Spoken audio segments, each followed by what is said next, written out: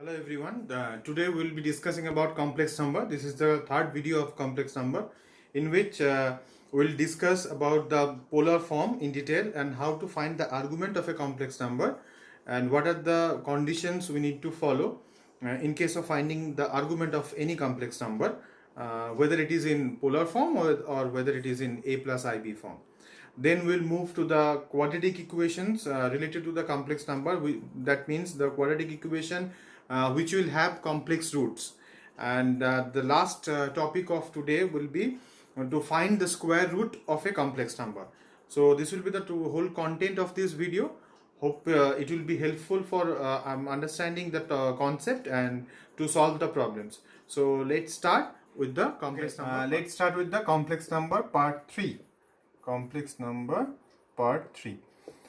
So from in this video we'll start with the polar form of a complex number. We have already seen that z is equals to, if we write z is equals to r into cos theta plus I sin theta, then that is called as the modulo amplitude form or the polar form of a complex number, where r stands for the modulus of a z and theta is the amplitude of a complex number. Now in this case, if we want to say that this is actually as same as x is equals to, we can write it this this also. Both are same but the form are different. We are expressing in different way, but these two represents the same complex number can be represented by both ways. Now in case of finding out the modulus of a z, so we have already seen that the formula is to find the modulus of a z or modulus of a complex number is equals to root of x square plus y square. We have already discussed about this in the previous videos, so we are not going any detail about that. So we'll move forward. We have also seen that if alpha being the angle or the amplitude of a complex number or the argument of a complex number, then we can say that tan alpha is equals to mod of y by x. Here we are writing mod of y by x because we are cancelling the negative values if any, or else we can write it like this also, imaginary part of z divided by real part of z. As we can easily see that imaginary part of z is y and real part of z is x, so we can write it like this or this. So these are the previous things which we have already discussed. So we'll move to the next one, that how to find the argument. Argument basically same as amplitude. We have called this as amplitude, theta as amplitude. Amplitude in amplitude is actually the argument here. So in case of polar form it is called as argument, and in case of normal form, that is x plus I by, it is called as amplitude. So no need to get confused, no need to get confused about this. So we'll move to the argument, the concept of argument.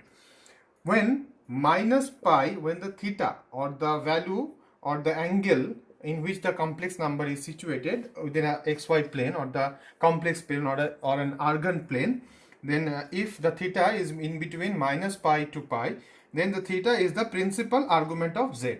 Then theta is called as the principal argument of z. Principal argument of z. This is how it is stated, that theta is the principal argument of z. Now how to find the principal argument? We'll just study it by quadrant. In the if the theta lies in the first quadrant, or not the theta lies in the first quadrant, we'll just say that the z or the complex number, how to find that the complex number is lying on the first quadrant or second quadrant, third or fourth. We'll just see that, suppose we'll take one example, that this is minus 3 plus 4y. So here x is equals to minus 3 and y is equals to 4. So the point becomes minus 3 comma 4. So we need to find that minus 3 comma 4, this point belongs to which quadrant? That is the quadrant of z. So hope you have understood the concept, how to find the quadrant of the complex number. So after finding out the quadrant of the complex number, we can easily find the argument of z.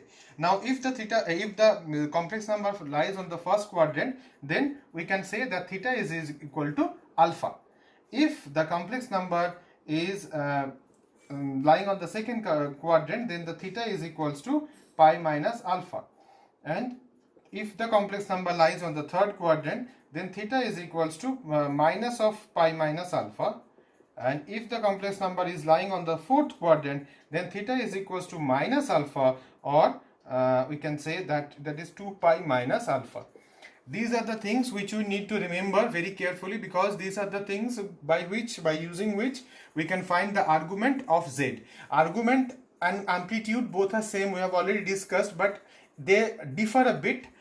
In some cases we'll discuss it later, because you will get confused if we discuss. That is why we have told that argument and amplitude both are same. You just keep it in mind that both these two are same things, and just do the calculations. Later on class I will discuss, I'll tell the concept, I'll tell the difference between argument and amplitude. So please note it down, because this will be helpful to solve the problems. Because whenever a complex number is given and its argument is about to found, then you need to use these formulas. So please note it down so that we can move to the next one. So next is if theta, if z is purely imaginary. There are two conditions possible, that where z is purely imaginary or purely real. So we'll first consider that if z is purely real, then we can say that z lies on the x-axis. Z lies on the x-axis. In the previous video also we have stated this. We have drawn the Argand plane, and in which we have discussed that if the theta is purely real, then it will definitely, because we have stated that x is the real axis and y is as the imaginary axis, because we are plotting y according to the we are plotting iy, that is imaginary number according to the y-axis, and we are plotting real number x, that is according to the x-axis. So x is called as a real axis and y is called as the imaginary axis. Now this is also called as the complex plane or the Argand plane. Don't get confused by reading Argand plane. It is the same thing, xy plane or complex plane or Argand plane. We are just plotting the complex number here. That is why it is called as complex plane or Argand plane. Now if z lies on the if z is purely real, then definitely z will lie on the x-axis. And here the relation is, if x is greater than 0, that implies that theta is equals to 0. Now, and if x is less than 0, if x is plotted, if we get the x somewhere down there, then we can say that theta is equals to phi. And number 2, if z is purely imaginary, then z definitely lies on y-axis, because y-axis is the imaginary axis. That is very clear. Now if y is greater than 0, that implies that theta is equals to pi by 2, and if y is lesser than 0, then theta is equals to minus pi by 2. These are the two values which you need to remember. So we have discussed about how to calculate. We have discussed about the formulas in which by using which we can calculate the argument of a complex number.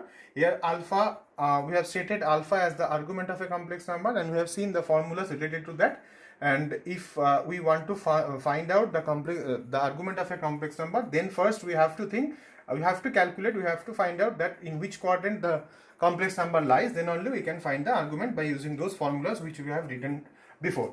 Now in this context, we have already also written that if z is purely real, that we have stick to the point, that we have stuck to this point, that z is purely real. That means there is no imaginary part, or the imaginary part, the value of y is equals to 0. That means z lies on the x-axis. It can be on both the sides, on positive side or on the negative sides. If the z lies on the positive side, where x is greater than 0, then theta will be equal to 0. And if z lies on the negative side of the x-axis, then the value of theta will be equals to pi.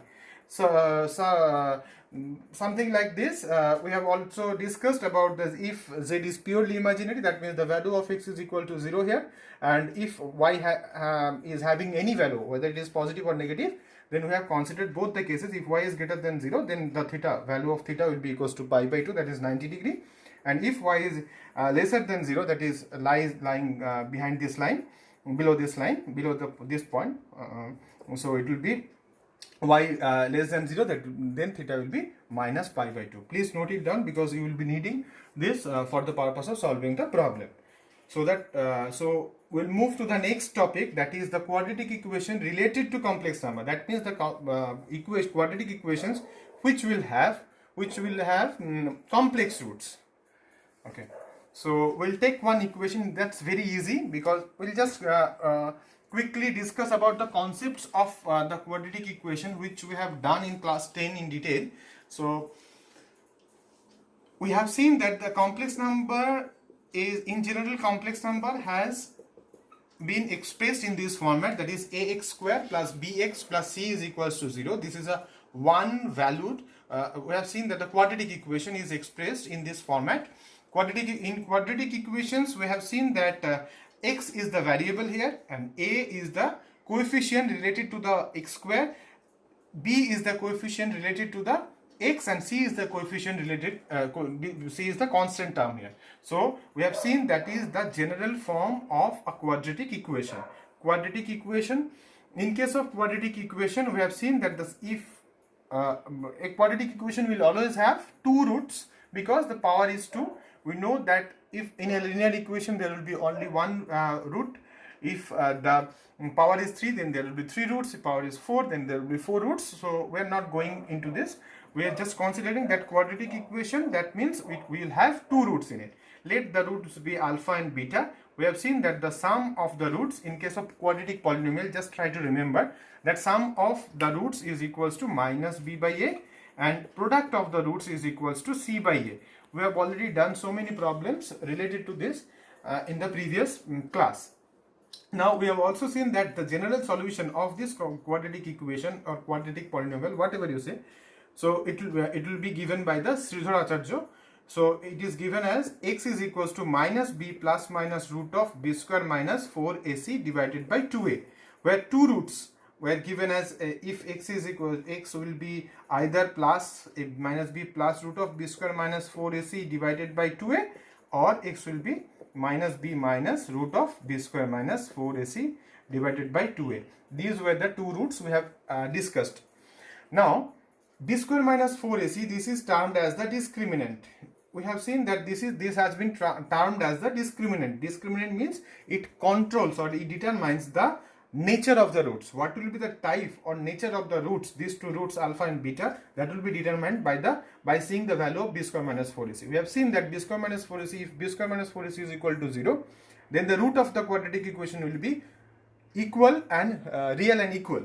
And if b square minus 4ac is greater than 0, then the roots of the quadratic equation will be real but unequal. And if if b square minus 4ac is lesser than 0, then what will happen? Then we have seen that the roots will be imaginary and unequal. We are just concerned about that. B square minus 4ac, if b square minus 4ac is lesser than 0, then the roots will be imaginary and unequal. We are concerned about the same in this context, because in class 10 we have not came across this kind of problems where we got something like this, that b square minus 4ac is lesser than 0. Now we will consider the problems in which b square minus 4ac will be lesser than 0, so that we'll find the complex root of those type of quadratic equation. So let's take one example and we'll discuss it. So let's take one example related to this.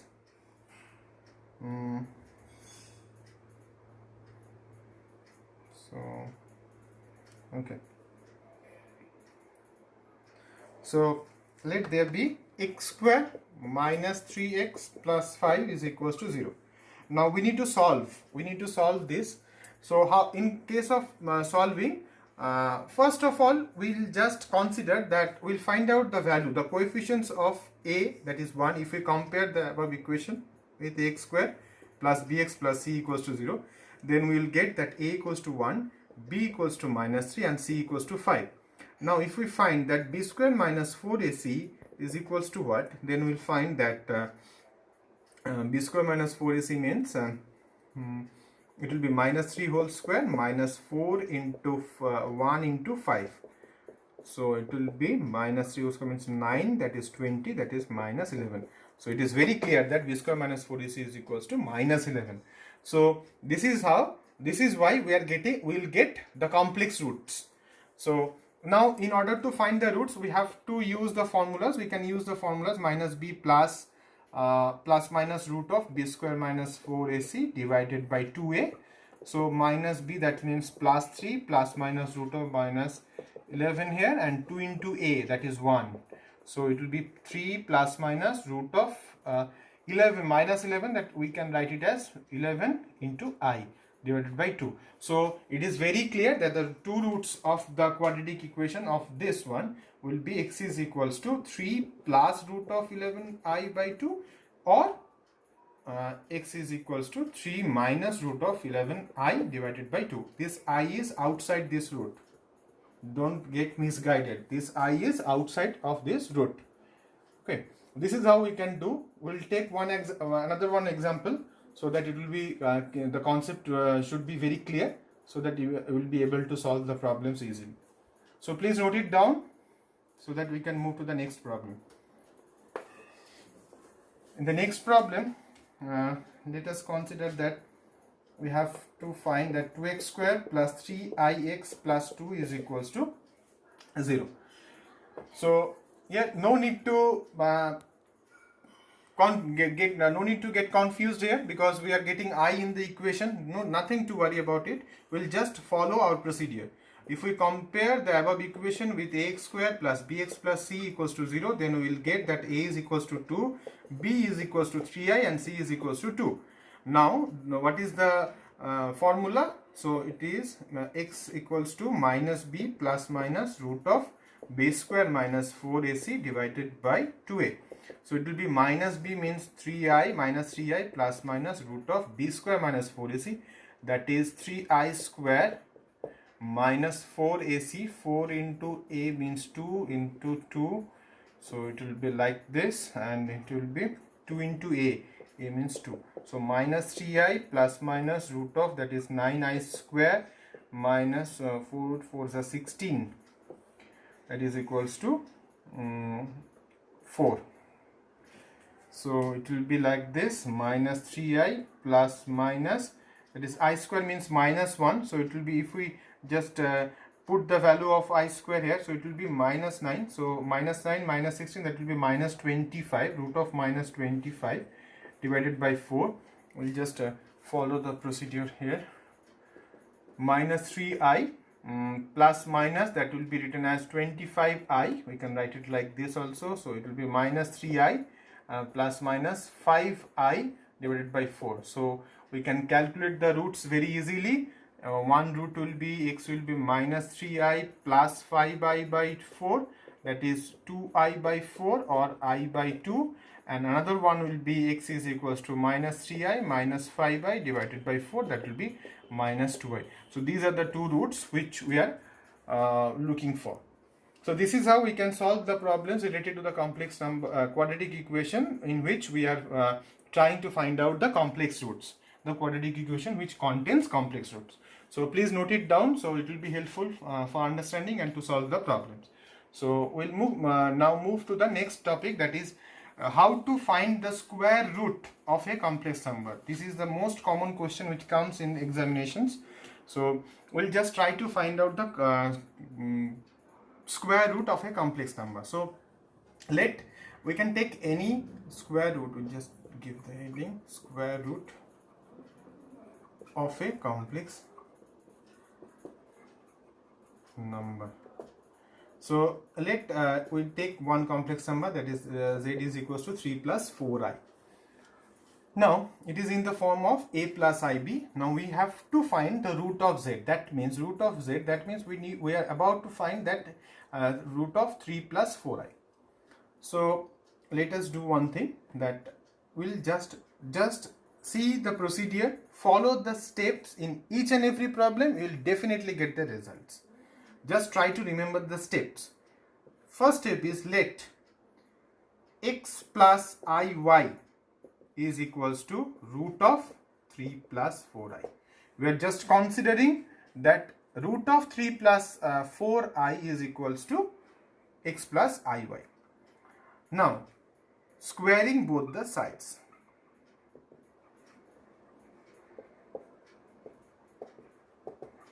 We'll square both the sides. So we'll get x plus iy whole square is equals to 3 plus 4i.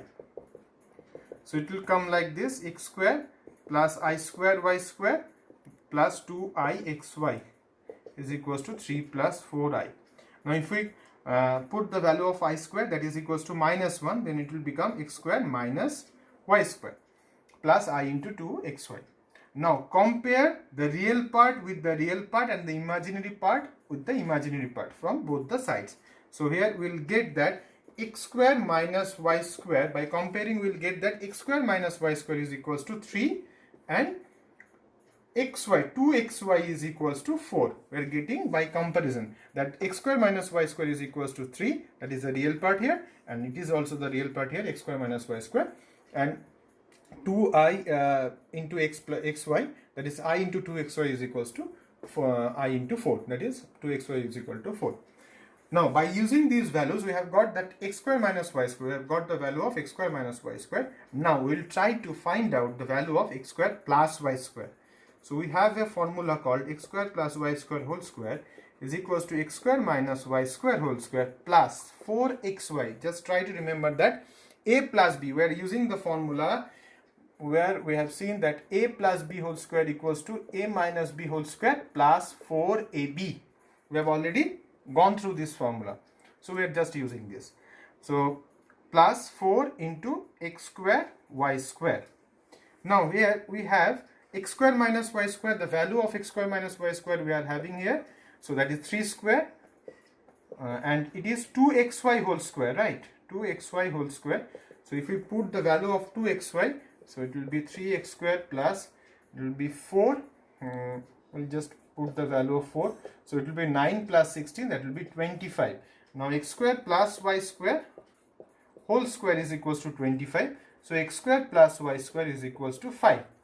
We have got the value of x square minus y square equals to 3 and x square plus y square is equal to 5. Now please note down the steps because we will be removing to proceed further. So